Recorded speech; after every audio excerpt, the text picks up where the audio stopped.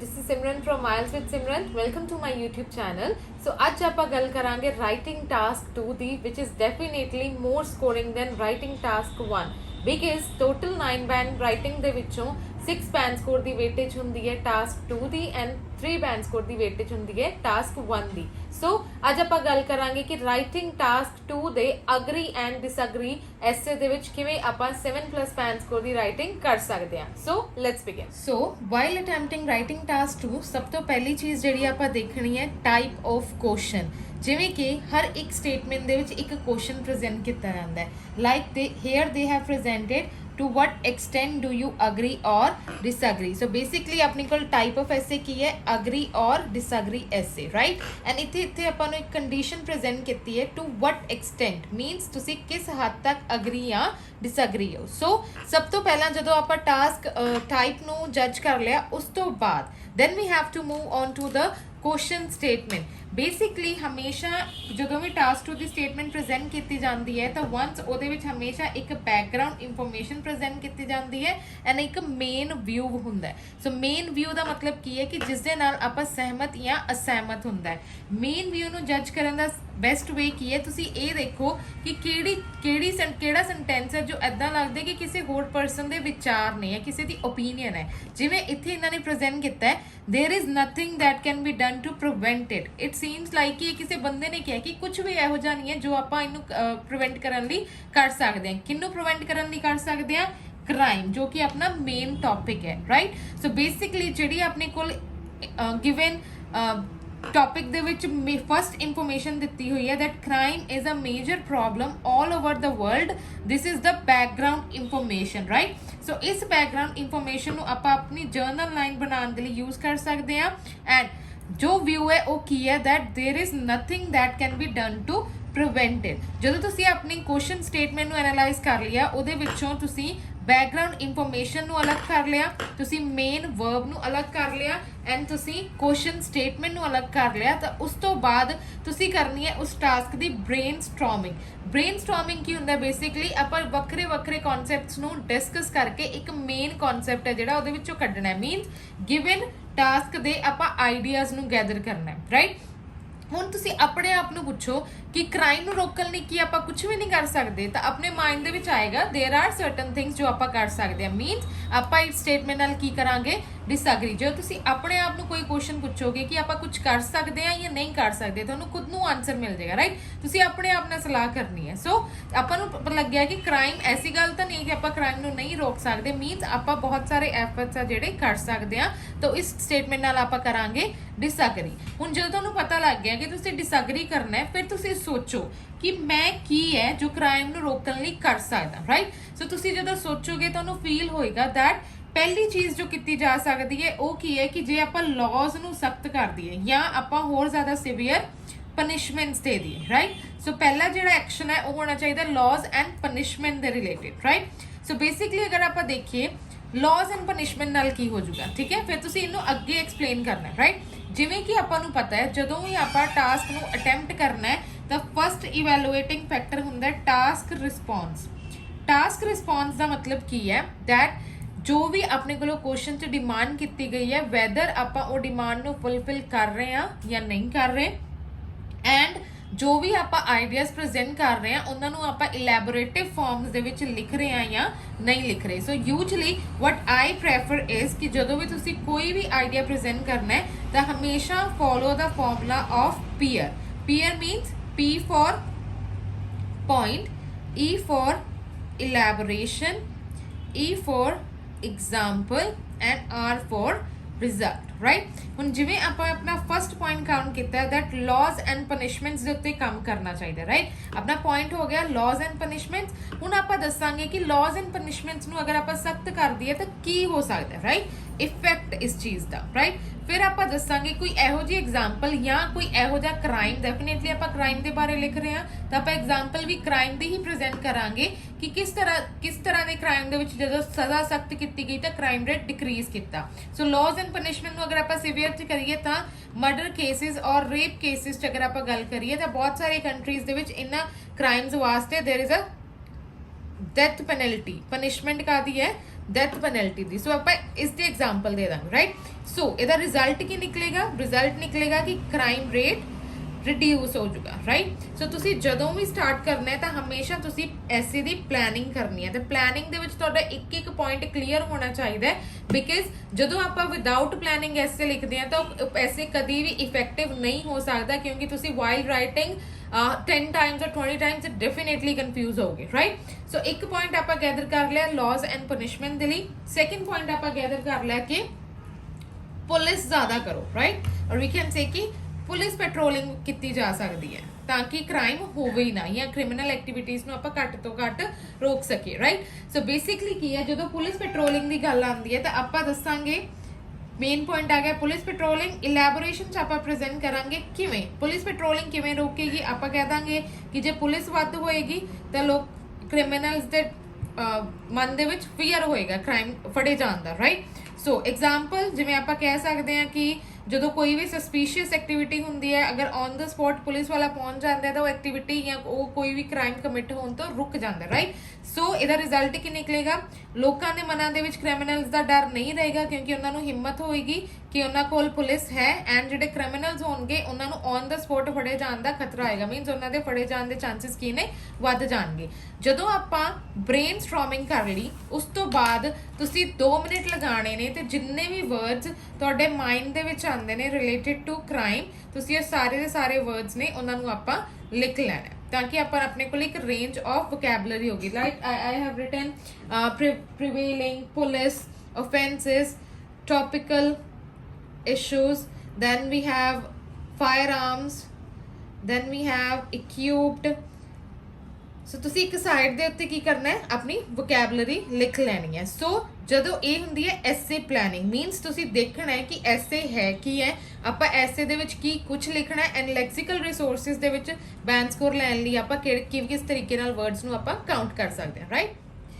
ਸੋ ਜਿਵੇਂ ਆਪਾਂ ਨੂੰ ਪਤਾ ਹੈ ਕਿ ਰਾਈਟਿੰਗ ਟਾਸਕ 2 ਨੂੰ ਲਿਖਣ ਦਾ ਪੈਟਰਨ ਕੀ ਹੈ, that first of all we have to write introduction, then we have to write body paragraph 1, body paragraph 2, and then conclusion। means ਸਭ ਤੋਂ ਪਹਿਲਾਂ ਆਪਾਂ ਇੰਟਰੋਡਕਸ਼ਨ ਲਿਖਣੀ ਹੈ, then ਆਪਾਂ body paragraph 1 and 2 ਦੇ ਵਿੱਚ ideas present ਕਰਨੇ ਨੇ, and then ਆਪਾਂ conclusion ਲਿਖਣਾ ਹੈ right। so while writing introduction basically there are 3 lines that you have to involve। ਆਪਾਂ 3 ਲਾਈਨਾਂ ਨੇ ਜਿਹੜੀਆਂ ਲਿਖਣੀਆਂ ਹੀ ਲਿਖਣੀਆਂ ਨੇ ਇੰਟਰੋਡਕਸ਼ਨ 'ਚ।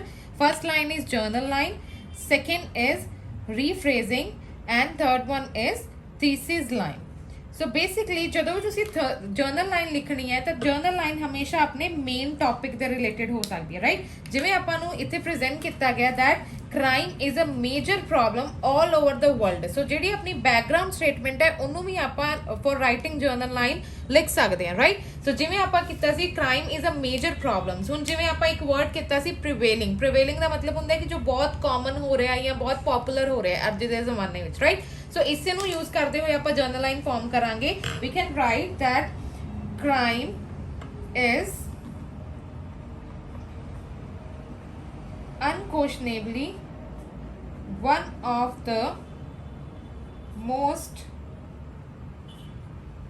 prevailing and worrying aspects। means बहुत ही common ਤੇ ਇੱਕ ਚਿੰਤਾ ਦਾ ਵਿਸ਼ਾ right। so worrying ਨੂੰ ਆਪਾਂ ਕਹਿੰਦੇ ਆ ਚਿੰਤਾ ਦਾ ਵਿਸ਼ਾ right। ਕਦੋਂ in present society all over the globe right। so basically ਆਪਾਂ given introduction ਦੇ ਵਿੱਚੋਂ main topic ਨੂੰ ਪਿਕ ਕੀਤਾ, ਆਪਾਂ major problem ਦੀ ਜਗ੍ਹਾ use ਕੀਤਾ one of the prevailing and worrying aspects right। where ਇੱਥੇ ਇਹਨਾਂ ਨੇ ਲਿਖਿਆ ਸੀ all over the globe, ਆਪਾਂ ਕਹਿਤਾ in present society all over the globe। ਇੱਥੇ world ਲਿਖਿਆ ਸੀ ਆਪਾਂ globe ਕਰਤਾ ਰਾਈਟ। ਸੋ ਅਗਰ ਤੁਹਾਨੂੰ on the spot general line ਨਹੀਂ ਸੋਚਦੇ ਤੁਸੀਂ ਬੈਕਗਰਾਊਂਡ ਸਟੇਟਮੈਂਟ ਨੂੰ ਰੀਫਰੇਜ਼ ਕਰਕੇ ਵੀ ਰਾਈਟ ਡਾਊਨ ਕਰ ਸਕਦੇ ਹੋ ਰਾਈਟ। ਹੁਣ ਗੱਲ ਆਉਂਦੀ ਹੈ ਕਿ ਆਪਾਂ ਰੀਫਰੇਜ਼ਿੰਗ ਕਰਨੀ ਹੈ। ਰੀਫਰੇਜ਼ਿੰਗ ਹਮੇਸ਼ਾ ਜੋ ਕੁਐਸਚਨ ਦੇ ਵਿੱਚ ਪ੍ਰੈਜ਼ੈਂਟਡ ਵਿਊ ਹੁੰਦਾ ਹੈ ਉਸ ਵਿਊ ਦੀ ਹੁੰਦੀ ਹੈ ਰਾਈਟ। ਸੋ ਬੇਸਿਕਲੀ ਅਗਰ ਆਪਾਂ ਰੀਫਰੇਜ਼ਿੰਗ ਦੀ ਗੱਲ ਕਰੀਏ, ਹੁਣ ਇੱਥੇ ਆਪਾਂ ਨੂੰ ਇਹ ਨਹੀਂ ਦਿੱਤਾ ਹੋਇਆ ਕਿ ਕੁਝ ਲੋਕ ਕਹਿੰਦੇ ਨੇ ਜਾਂ ਕੁਝ ਲੋਕ ਇਹ ਕਹਿੰਦੇ ਨੇ ਜਾਂ ਕੁਝ ਲੋਕ ਉਹ ਕਹਿੰਦੇ ਨੇ, ਮੀਨ ਅਕਸਰ ਇਹ ਗੱਲ ਕਹੀ ਜਾਂਦੀ ਹੈ ਰਾਈਟ। ਸੋ ਇਸ ਅਕਸਰ ਇਹ ਗੱਲ ਕਹੀ ਜਾਂਦੀ ਹੈ, ਇਹਦੇ ਲਈ ਆਪਾਂ ਯੂਜ਼ ਕਰ ਸਕਦੇ ਹਾਂ it is often said that. ਇਹ ਅਕਸਰ ਇਹ ਗੱਲ ਕਹੀ ਜਾਂਦੀ ਹੈ ਕੀ ਕਿਹਾ ਜਾਂਦਾ ਹੈ there is nothing that can be done to prevent it। ਹੁਣ ਇੱਥੇ it ਕੀ ਹੈ ਕ੍ਰਾਈਮ ਰਾਈਟ। ਸੋ ਆਪਾਂ ਕਹਿ ਰਹੇ ਹਾਂ there is nothing, so we can start with no preventive measures can result in prevention of crime, right? So basically inna kya si there is nothing that can be done to prevent it. Apa likhta no prevention measures can result in prevention of crime. पर ਇਹ ਤਾਂ ਸੀ ਇੰਨਾ ਜਿਹੜੀ ਅਕਸਰ ਗੱਲ ਕਹੀ ਜਾਂਦੀ ਹੈ, ਪਰ ਆਪਾਂ ਇਸ ਸਟੇਟਮੈਂਟ ਨਾਲ ਕੀ ਕਰਨਾ ਹੈ, ਡਿਸਐਗਰੀ, ਰਾਈਟ? ਸੋ ਆਪਾਂ ਪਰ ਦੀ ਜਗ੍ਹਾ ਕੀ ਯੂਜ਼ ਕਰਾਂਗੇ, however, right? However, I disagree with this statement, right? ਹੁਣ ਜਦੋਂ ਤੁਸੀਂ ਡਿਸਐਗਰੀ ਕਰਨਾ ਹੈ, ਯੂਜੂਅਲੀ ਕੀ ਹੈ ਕਿ ਇੰਸਟੀਟਿਊਟਸ ਦੇ ਵਿੱਚ ਕ੍ਰੈਮਡ ਸੈਂਟੈਂਸਸ ਦੇ ਦਿੱਤੇ ਜਾਂਦੇ ਨੇ ਕਿ ਤੁਸੀਂ ਇਹ ਕ੍ਰੈਮਡ ਸੈਂਟੈਂਸਸ ਲਿਖ ਲਓ, ਰਾਈਟ? ਨੋ ਡਾਊਟ ਕ੍ਰੈਮਡ ਸੈਂਟੈਂਸਸ ਜਾਂ ਮੈਮੋਰਾਈਜ਼ਡ ਡਾਟਾ ਲਿਖ ਕੇ ਤੁਸੀਂ ਸਿਰਫ 6 ਸਪੈਨ ਸਕੋਰ ਤੱਕ ਦੀ ਰਾਈਟਿੰਗ ਕਰ ਸਕਦੇ ਹੋ, ਪਰ if you want to get like 7+ span score in writing ਤਾਂ ਤੁਹਾਨੂੰ ਆਪਣੀ ਇੱਕ ਨੈਚੁਰਲ ਰਾਈਟਿੰਗ ਐਬਿਲਿਟੀ ਦਿਖਾਣੀ ਹੀ ਪਊਗੀ, ਰਾਈਟ? ਹੁਣ ਅਗਰ ਕ੍ਰੈਮਡ ਦੀ ਗੱਲ ਕਰਾਂ ਤਾਂ ਆਪਾਂ ਇੱਥੇ ਲਿਖ ਸਕਦੇ ਹਾਂ I disagree with this statement and supporting ideas are presented in upcoming paragraph. ਇਹਦੇ ਨਾਲ ਕੀ ਹੋਏਗਾ, ਤੁਹਾਡੀ ਵਰਡ ਕਾਊਂਟ ਤਾਂ ਸਹੀ ਹੋ ਜਾਏਗੀ, ਪਰ ਉਹ ਇੱਕ ਮੈਮੋਰਾਈਜ਼ ਦੇ ਵਿੱਚ ਕਾਊਂਟ ਹੋ ਜਾਏਗਾ, ਰਾਈਟ? ਸੋ ਆਪਾਂ ਇੱਥੇ ਕੀ ਪ੍ਰੈਜ਼ੈਂਟ ਕਰਨਾ ਹੈ, 7+ ਬੈਂਡ ਸਕੋਰ ਰਾਈਟਿੰਗ ਕਰਨ ਦੇ ਲਈ ਤੁਸੀਂ ਥੀਸਿਸ ਲਾਈਨ ਦੇ ਵਿੱਚ ਮੇਨਲੀ ਰੀਜ਼ਨਸ ਵੀ ਲਿਖਣੇ ਨੇ ਕਿ ਤੁਸੀਂ ਸਟੇਟਮੈਂਟ ਨਾਲ ਕਿਉਂ ਡਿਸਐਗਰੀ ਕਰ ਰਹੇ ਹੋ, right? So I will write I disagree with this statement as crime prevention can be executed in numerous ways, right? सो मैं की लिखिया कि मैं इस स्टेटमेंट नाल डिसएग्री हाँ, क्योंकि क्राइम प्रिवेंशन है जिहड़ी ओनू आपां न्यूमरस वेज दे विच एग्जीक्यूट कर सकते हैं, मीनस आपां बहुत तरीके नाल क्राइम नू प्रिवेंट या रोक सकते हैं, ठीक है? So this is how we write introduction. First of all we have to write general line, then we have to rephrase and then we have to present the thesis line with one suitable reason कि आप अपनी opinion क्यों present कर रहे हैं, क्यों आप अपनी बहुत स्ट्रॉन्गली अपनी ओपिनियन बारे सोच रहे हैं, राइट? ਜਦੋਂ ਤੁਸੀਂ ਜਰਨਲ ਇੰਟਰੋਡਕਸ਼ਨ ਵਾਲਾ ਪਾਰਟ ਕੰਪਲੀਟ ਕਰ ਲਿਆ ਤਾਂ ਇੱਕ ਚੀਜ਼ ਦਾ ਹਮੇਸ਼ਾ ਧਿਆਨ ਰੱਖਣਾ ਹੈ ਕਿ ਜਿਹੜੇ ਤੁਹਾਡੇ ਇੰਟਰੋਡਕਸ਼ਨ ਦੇ ਲਾਸਟ ਵਰਡਸ ਨੇ, ਰਾਈਟ, ਉਹ ਇਸ ਤਰ੍ਹਾਂ ਨਾਲ ਲਿਖਣੇ ਚਾਹੀਦੇ ਨੇ ਤਾਂ ਕਿ ਉਹ ਤੁਹਾਡੇ ਬੋਡੀ ਪੈਰਾਗ੍ਰਾਫ ਦੇ ਫਸਟ ਵਰਡਸ ਨੂੰ ਲਿੰਕ ਕਰਨ, because cohesion and coherence, cohesion and coherence second evaluating factor ਹੈ ਜੋ ਯੂਜ਼ ਹੁੰਦਾ ਹੈ to check your writing. Cohesion and coherence ਦੇ ਵਿੱਚ word to word linkage as well as sentence to sentence linkage भी count ਹੁੰਦੀ ਹੈ, right? means ਜਿੱਥੇ ਤੁਹਾਡਾ ਫਸਟ ਪੈਰਾਗ੍ਰਾਫ ਖਤਮ ਹੋ ਰਿਹਾ ਉਸ ਦੇ ਐਂਡ ਵਾਲੀਆਂ ਲਾਈਨਸ ਤੋਂ ਇੰਡੀਕੇਟ ਹੋਣਾ ਚਾਹੀਦਾ ਹੈ ਕਿ ਆਪਾਂ ਨੈਕਸਟ ਪੈਰਾਗ੍ਰਾਫ 'ਚ ਕੀ ਲਿਖਣ ਜਾ ਰਹੇ ਹਾਂ, as well as BP1 ਦੀਆਂ ਫਸਟ ਲਾਈਨ ਤੋਂ ਇੰਡੀਕੇਟ ਹੋਣਾ ਚਾਹੀਦਾ ਹੈ ਕਿ ਆਪਾਂ ਪੈਰਾਗ੍ਰਾਫ 2 ਦੇ ਵਿੱਚ ਕਿਵੇਂ ਫਸਟ ਪੈਰਾਗ੍ਰਾਫ ਨੂੰ ਲਿੰਕ ਕਰ ਰਹੇ ਹਾਂ. ਇਸੇ ਨਾਲ ਹੀ ਤੁਹਾਡੇ ਜਿਹੜੇ ਲਿੰਕੇਜ ਦੇ ਸਕੋਰ ਨੇ ਉਹ ਜ਼ਿਆਦਾ ਅਬਵ ਹੋਣਗੇ, right? Then before starting body paragraph 1 ਹੁਣ ਆਪਾਂ ਟਾਸਕ ਰਿਸਪੌਂਸ ਤਾਂ ਜੱਜ ਕਰ ਲਿਆ ਸੀ ਕਿ ਆਪਾਂ ਜਿਹੜੇ ਪੁਆਇੰਟਸ ਲਿਖਣੇ ਨੇ ਉਹਨਾਂ ਨੂੰ ਕਿਵੇਂ ਇਲੈਬੋਰੇਟ ਕਰਨਾ ਹੈ, ਰਾਈਟ? ਕੋਹੀਜਨ ਐਂਡ ਕੋਹਰੈਂਸ ਦੇ ਵਿੱਚ ਆਪਾਂ ਸੁਟੇਬਲ ਕਨੈਕਟਰ ਸੋਚ ਲਾਂਗੇ ਕਿ ਆਪਾਂ ਕਿਸ ਤਰੀਕੇ ਨਾਲ ਐਗਜ਼ਾਮਪਲ ਪ੍ਰੈਜ਼ੈਂਟ ਕਰਨੀ ਹੈ, ਕਿਸ ਤਰੀਕੇ ਨਾਲ ਆਪਾਂ ਇਲੈਬੋਰੇਸ਼ਨ ਲਿਖਣੀ ਹੈ, ਰਾਈਟ? ਹੁਣ ਲੈਕਸੀਕਲ ਰਿਸੋਰਸਸ ਵੀ ਆਪਾਂ ਦੇਖ ਲਈ ਸੀ ਕਿ ਆਪਾਂ ਵੋਕੈਬਲਰੀ ਕਾਊਂਟ ਕਰਨੀ ਹੈ. ਲਾਸਟ ਜਿਹੜਾ ਪਾਰਟ ਹੁੰਦਾ ਹੈ that is grammatical range and accuracy, grammatical range and accuracy, right? Grammatical accuracy is very much understood कि आप जेडे भी सेंटेंसेस लिख रहे हैं वो ग्रामेटिकली करैक्ट होने चाहिए ने, अपनी जिहड़ियां स्पैलिंग्स ने वो प्रॉपर होनी चाहिए ने, बिल्कुल सही होनी चाहिए ने. What about grammatical range? Grammatical range का मतलब की है कि आप रेंज ऑफ सेंटेंस स्ट्रक्चर्स नू यूज करना है, राइट? हुण समटाइम्स बहुत सारे स्टूडेंट्स कन्फ्यूज्ड होंदे ने कि कंपाउंड सेंटेंसेस किवें लिखिए, कॉम्पलैक्स सेंटेंस किवें लिखिए. सो अगर तुसीं ये सेंटेंसेस नू लिखना सीखना है तो तुसीं मेरे कॉम्पलैक्स सेंटेंस वाले वीडियो लेक्चर नू देख सकते हो, राइट? सो हुण अपने कन्फ्यूजन होंदी है कि आपां कॉम्पलैक्स यूज करिए, कंपाउंड यूज करिए, पैसिव सेंटेंस यूज करिए या सिंपल सेंटेंस यूज करिए. सो मैं तुहानूं एक सिंपल जिहा फंडा दे रही हां. जिवें मैं कहा सी कि आइडिया इलैबोरेशन दे लई you always have to follow the formula of PEER, right? So इस पीयर दे फॉर्मूला नूं फॉलो करते हुए तुसीं की याद रखना है कि मैं जिहड़ा पॉइंट है उन्होंने सिंपल सेंटेंस च प्रेजेंट करना है, जिहड़ी इलैबोरेशन है उन्होंने मैं कॉम्पलैक्स सेंटेंस च प्रेजेंट करना है.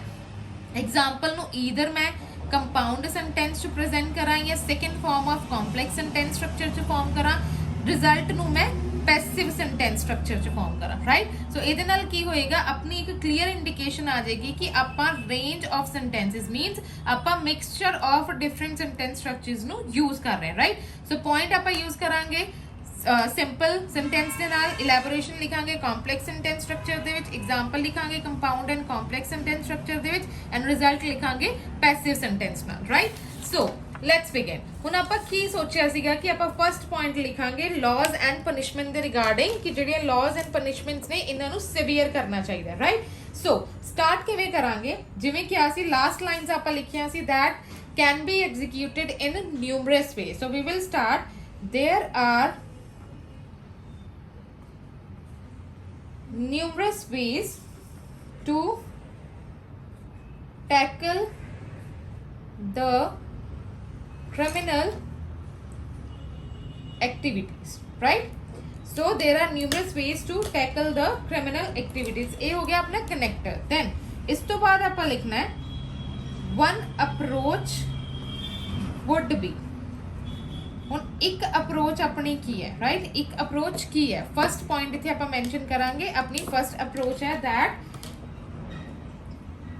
make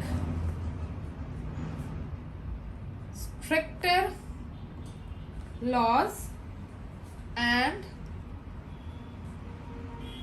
punishments more severe, right? So अपना फर्स्ट पॉइंट ਸੀ ਕਿ laws and punishments ਨੂੰ ਆਪਾਂ severe ਕਰੀਏ, ਸਖਤ ਕਰੀਏ। ਸੋ ਆਪਣਾ ਫਰਸਟ ਪੁਆਇੰਟ ਕੀ ਆ ਗਿਆ, make stricter laws and punishments more severe। ਹੁਣ ਆਪਾਂ ਪ੍ਰੈਜ਼ੈਂਟ ਕਰਾਂਗੇ ਇਲੈਬੋਰੇਸ਼ਨ। ਇਲੈਬੋਰੇਸ਼ਨ ਇਹ ਸੈਂਟੈਂਸ ਆਪਾਂ ਲਿਖਿਆ ਸਿੰਪਲ ਸੈਂਟੈਂਸ ਚ, ਹੁਣ ਆਪਾਂ ਇਲੈਬੋਰੇਸ਼ਨ ਸਟਾਰਟ ਕਰਾਂਗੇ ਕੰਪਲੈਕਸ ਸੈਂਟੈਂਸ। ਸੋ ਮੈਂ ਕੰਪਲੈਕਸ ਸੈਂਟੈਂਸ ਸਟਰਕਚਰ ਦੇ ਪਹਿਲੇ ਸਟਰਕਚਰ ਦੇ ਨਾਲ ਸ਼ੁਰੂਆਤ ਕਰ ਰਹੀ ਹਾਂ, ਜੋ ਕਿ ਹੁੰਦਾ ਸਬਆਰਡੀਨੇਟ ਕਲੋਜ਼ ਤੋਂ ਸਟਾਰਟ, ਰਾਈਟ। ਸੋ ਐਜ਼ ਕੀ ਹੈ, ਇੱਕ ਸਬਆਰਡੀਨੇਟ ਕਲੋਜ਼ ਹੈ, ਰਾਈਟ। ਜਿਵੇਂ ਕਿ ਐਜ਼ ਦਾ ਮਤਲਬ ਕੀ ਹੈ, ਜਿਵੇਂ ਕਿ ਲੌਂਗਰ ਇੰਪ੍ਰਿਜ਼ਨਮੈਂਟ। ਲੌਂਗਰ ਇੰਪ੍ਰਿਜ਼ਨਮੈਂਟ ਕੀ ਹੁੰਦਾ ਹੈ, ਲੰਬੀ ਕੈਦ ਦੀ ਸਜ਼ਾ, right. Longer imprisonment may act as a deterrent. Deterrent ਹੁੰਦਾ ਕਿਸੇ ਵੀ ਵਿਅਕਤੀ ਨੂੰ ਜਾਂ ਕਿਸੇ ਵੀ ਚੀਜ਼ ਨੂੰ ਆਪਾਂ ਘੱਟ ਐਂਥੂਸੀਆਸਟਿਕ ਕਰਨਾ, right. So may act as a deterrent for potential criminals. Potential criminals mean ਜਿਨ੍ਹਾਂ 'ਚ ਸ਼ਮਤਾ ਹੈ ਕ੍ਰਾਈਮ ਕਰਨ ਦੀ, ਰਾਈਟ। ਜਿਵੇਂ ਕਿ ਲੌਂਗਰ ਇੰਪ੍ਰਿਜ਼ਨਮੈਂਟ ਹੈ ਜਿਹੜੀ, ਉਹ ਡੈਟਰੈਂਟ ਦੀ ਤਰ੍ਹਾਂ ਕੰਮ ਕਰਦੀ ਹੈ ਪੋਟੈਂਸ਼ੀਅਲ ਕ੍ਰਿਮੀਨਲਸ ਦੇ ਲਈ। ਇਸ ਲਈ ਜਿਹੜੇ ਲੋਕ ਨੇ ਉਹ ਇਸ ਪੁਆਇੰਟ ਨੂੰ ਫੇਵਰ ਕਰਦੇ ਨੇ, people are in favour of this. ਹੁਣ ਆਪਣਾ ਮੇਨ ਪੁਆਇੰਟ ਕੀ ਸੀਗਾ ਕਿ ਲਾਜ਼ ਐਂਡ ਪਨਿਸ਼ਮੈਂਟਸ ਨੂੰ ਸਖਤ ਕਰ ਦੋ। ਕਿਉਂ ਕਰ ਦੋ, ਉਹ ਆਪਾਂ ਮੈਂਸ਼ਨ ਕਰਤਾ ਇਹਦੀ ਇਲੈਬੋਰੇਸ਼ਨ ਦੇ ਵਿੱਚ, ਕਿਉਂਕਿ ਜਿਹੜੀਆਂ ਲੰਬੀਆਂ ਸਜ਼ਾਵਾਂ ਨੇ ਉਹ ਐਕਟ ਕਰਦੀਆਂ ਨੇ ਡੈਟਰੈਂਟ ਦੀ ਤਰ੍ਹਾਂ ਪੋਟੈਂਸ਼ੀਅਲ ਕ੍ਰਿਮੀਨਲਸ ਲਈ। ਇਸ ਲਈ ਜਿਹੜੇ ਲੋਕ ਨੇ ਇਸ ਚੀਜ਼ ਨੂੰ ਫੇਵਰ ਕਰਦੇ ਨੇ, ਰਾਈਟ। ਇਸ ਦੇ ਨਾਲ ਹੀ ਆਪਾਂ ਹੋਰ ਐਕਸਪਲੇਨੇਸ਼ਨ ਐਡ ਕਰ ਦਾਂਗੇ that it will also act as a warning by the law that any antisocial and offensive acts are intolerable and unacceptable, right? So ਆਪਾਂ more explanation ਦੇਤੀ। ਇੱਕ ਤਾਂ ਕਿਉਂਕਿ ਲੋਕ ਇਹਦੇ ਫੇਵਰ ਦੇ ਵਿੱਚ ਨੇ, ਐਜ਼ ਦੇ ਨਾਲ ਹੀ ਕੀ ਹੈ, ਇਹ ਇੱਕ ਤਰ੍ਹਾਂ ਦੀ ਵਾਰਨਿੰਗ ਵੀ ਕੰਮ ਕਰੇਗੀ ਲਾਅ ਦੇ ਦੁਆਰਾ ਕਿ ਕੋਈ ਵੀ ਅਸਮਾਜਿਕ ਐਕਟੀਵਿਟੀ, ਐਂਟੀ ਸੋਸ਼ਲ ਔਰ ਆਫੈਂਸਿਵ ਐਕਟ ਨੇ ਜਿਹੜੇ, ਉਹਨਾਂ ਨੂੰ ਸਜ਼ਾ ਨਹੀਂ ਜਾਏਗਾ ਤੇ ਨਾ ਹੀ ਐਕਸੈਪਟ ਕੀਤਾ ਜਾਏਗਾ, ਰਾਈਟ। ਹੁਣ ਜਦੋਂ ਆਪਾਂ ਐਕਸਪਲੇਨੇਸ਼ਨ ਲਿਖਤੀ, then we have to write example. So we will present for example ਕਿਹੜੀਆਂ ਸਜ਼ਾਵਾਂ, life imprisonment means ਉਮਰ ਕੈਦ and death penalty are pre-planned for murderers and rapist, right? So ਆਪਾਂ एग्जांपल प्रेजेंट करती कि ਇਹ ਜਿਹੜੀਆਂ ਸਜ਼ਾਵਾਂ ਨੇ ਇਹ ਪ੍ਰੀ ਪਲਾਨ ਨੇ ਮਰਡਰਸ ਐਂਡ ਰੇਪਿਸਟ ਦੇ ਨਾਲ। ਸੋ ਇਸ ਦਾ ਸਿੱਟਾ ਕੀ ਨਿਕਲੇਗਾ, ਹੁਣ ਜੇ ਆਪਾਂ ਸਜ਼ਾਵਾਂ ਨੂੰ ਸਖਤ ਕਰਦੇ ਹਾਂ, consequently people will think several times before committing a crime, full stop, right? ਸੋ ਜਦੋਂ ਤੁਹਾਡੇ ਕੋਲ ਵੋਕੈਬਲਰੀ ਹੋਏਗੀ, ਤੁਹਾਨੂੰ ਪਤਾ ਹੈ ਕਿ ਤੁਸੀਂ ਕੀ ਲਿਖਣਾ ਹੈ, ਤਾਂ ਵਿਦਿਨ ਫਿਊ ਮਿੰਟਸ ਦੇ ਵਿੱਚ ਹੀ ਤੁਸੀਂ ਆਪਣਾ ਜਿਹੜਾ ਪੂਰਾ ਬੋਡੀ ਪੈਰਾਗ੍ਰਾਫ ਹੈ ਉਹਨੂੰ ਲਿਖ ਲਓਗੇ। ਇਹ ਚੀਜ਼ ਹਮੇਸ਼ਾ ਧਿਆਨ ਰੱਖਣੀ ਹੈ ਕਿ ਤੁਸੀਂ ਇੱਕ ਬੋਡੀ ਪੈਰਾਗ੍ਰਾਫ 'ਚ ਚਾਹੇ 2 ਪੁਆਇੰਟ ਐਡ ਕਰ ਦਿਓ, ਚਾਹੇ 3 ਪੁਆਇੰਟ ਐਡ ਕਰ ਦਿਓ, ਤੁਹਾਨੂੰ ਓਨੇ ਬੈਂਡ ਨਹੀਂ ਮਿਲਣਗੇ ਜਿੰਨੇ ਬੈਂਡ ਤੁਹਾਨੂੰ ਇੱਕ ਪੁਆਇੰਟ ਨੂੰ ਐਡ ਕਰਕੇ ਉਹਦੀ ਪ੍ਰੋਪਰ ਇਲੈਬੋਰੇਸ਼ਨ ਦੇ ਮਿਲਣਗੇ। ਮੀਨਸ ਆਪਾਂ ਹਰ ਇੱਕ ਪੁਆਇੰਟ ਨੂੰ ਪ੍ਰੋਪਰਲੀ ਇਲੈਬੋਰੇਟ ਪਹਿਲਾਂ ਕਰਨਾ ਹੈ instead of adding multiple point. So ਜਿਵੇਂ ਮੈਂ ਫਸਟ ਸੈਂਟੈਂਸ ਜੋ ਆਪਣਾ ਪੁਆਇੰਟ ਸੀਗਾ ਉਹਨੂੰ ਫਾਰਮ ਕੀਤਾ ਸੀ, that was a simple sentence। Second ਜਿਹੜੀ ਮੈਂ ਇਲੈਬੋਰੇਸ਼ਨ ਪ੍ਰੈਜ਼ੈਂਟ ਕੀਤੀ ਹੈ ਇਹ ਕੀ ਹੈ, ਇੱਕ ਕੰਪਲੈਕਸ ਸੈਂਟੈਂਸ ਹੈ ਜਿਸ ਦੇ ਵਿੱਚ ਆਪਾਂ ਸਬਆਰਡੀਨੇਟ ਕਲੋਜ਼ ਯੂਜ਼ ਕੀਤਾ ਹੈ। ਦੈਨ ਜੋ ਮੈਂ ਐਗਜ਼ਾਮਪਲ ਪ੍ਰੈਜ਼ੈਂਟ ਕੀਤੀ ਹੈ ਇਸ ਦੇ ਵਿੱਚ ਮੈਂ ਕੋਆਰਡੀਨੇਟਿੰਗ ਕੰਜੰਕਸ਼ਨ ਲਗਾ ਕੇ ਕੰਪਾਊਂਡ ਸੈਂਟੈਂਸ ਬਣਾਇਆ ਹੈ, ਰਾਈਟ। ਐਂਡ ਜੋ ਮੈਂ ਰਿਜ਼ਲਟ ਸ਼ੋ ਕੀਤਾ ਹੈ ਇਸ ਨੂੰ ਵੀ ਮੈਂ ਇੱਕ ਸਿੰਪਲ ਸੈਂਟੈਂਸ ਦੇ ਵਿੱਚ ਸ਼ੋ ਕੀਤਾ, right. So it shows range of sentence structure. Means simple ਵੀ ਯੂਜ਼ ਕੀਤਾ ਹੈ, ਕੰਪਲੈਕਸ ਦੀ ਫਰਸਟ ਫਾਰਮ ਯੂਜ਼ ਕੀਤੀ ਹੈ, ਕੰਪਲੈਕਸ ਦੀ ਸੈਕੰਡ ਫਾਰਮ ਯੂਜ਼ ਕੀਤੀ ਹੈ, ਕੰਪਾਊਂਡ ਸੈਂਟੈਂਸ ਯੂਜ਼ ਕੀਤਾ ਹੈ ਐਂਡ ਸਿੰਪਲ ਸੈਂਟੈਂਸ ਯੂਜ਼ ਕੀਤਾ। ਮੀਨਸ ਸਿਰਫ ਇੱਕ ਤਰ੍ਹਾਂ ਦਾ ਸੈਂਟੈਂਸ ਹੀ ਯੂਜ਼ ਨਹੀਂ ਕੀਤਾ, ਮੈਂ range of sentence structures use ਕੀਤੇ ਨੇ, ਰਾਈਟ। ਸੋ ਇਸ ਦੇ ਨਾਲ ਕੀ ਹੈ, ਜਦੋਂ ਤੁਸੀਂ ਵੋਕੈਬਲਰੀ ਸਹੀ ਲਿਖੋਗੇ ਦੈਨ ਤੁਸੀਂ ਜਦੋਂ ਗ੍ਰਾਮੈਟੀਕਲ ਰੇਂਜ ਨੂੰ ਯੂਜ਼ ਕਰੋਗੇ, ਗ੍ਰਾਮੈਟੀਕਲ ਐਕੂਰੇਸੀ ਨੂੰ ਮੀਨਸ ਹਰ ਜਗ੍ਹਾ ਤੇ ਕੌਮਾ ਸਹੀ ਜਗ੍ਹਾ ਤੇ ਲਗਾਓਗੇ, ਪੰਚੁਏਸ਼ਨ ਮਾਰਕਸ ਦਾ ਪ੍ਰੋਪਰ ਯੂਜ਼ ਕਰੋਗੇ, ਤੁਸੀਂ ਇੱਕ ਪੁਆਇੰਟ ਨੂੰ ਪ੍ਰੋਪਰਲੀ ਇਲੈਬੋਰੇਟ ਕਰੋਗੇ according to the task response and proper connectors and word to word connection ਕਰਕੇ ਲਿਖੋਗੇ, definitely you will get 7+ band score in writing, right? So this is how we write an essay, right? ਸੋ ਜਦੋਂ ਵੀ ਆਪਾਂ ਹੁਣ conclusion ਲਿਖਣਾ ਹੈ, ਜਿਹੜੇ ਵੀ points ਆਪਾਂ body paragraph 1 and body paragraph 2 ਦੇ ਵਿੱਚ ਲਿਖੇ ਨੇ ਉਹਨਾਂ ਦੀ ਸਮਰਾਈਜ਼ ਕਰਕੇ ਆਪਾਂ ਕਨਕਲੂਜਨ ਦੇ ਵਿੱਚ ਪ੍ਰੈਜ਼ੈਂਟ ਕਰਨਾ, ਰਾਈਟ। ਸੋ ਜਿਵੇਂ ਆਪਾਂ ਬੋਡੀ ਪੈਰਾਗ੍ਰਾਫ 1 ਦੇ ਵਿੱਚ ਪੁਆਇੰਟ ਲਿਖਿਆ ਸੀ ਲਾਜ਼ ਐਂਡ ਪਨਿਸ਼ਮੈਂਟ ਦਾ, ਐਂਡ ਬੋਡੀ ਪੈਰਾਗ੍ਰਾਫ 2 ਦੇ ਵਿੱਚ ਪੁਆਇੰਟ ਲਿਖਾਂਗੇ police and patrolling the.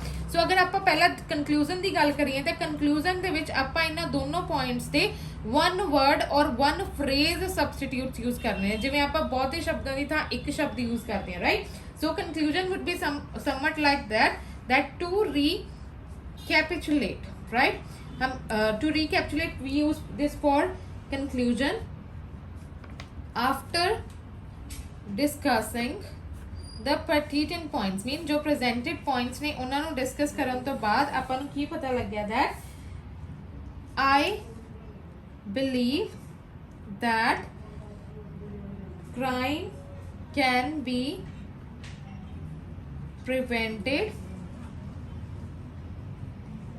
through appropriate actions by the government, like death penalty for extreme offenses and frequent patrolling of police on roads, right?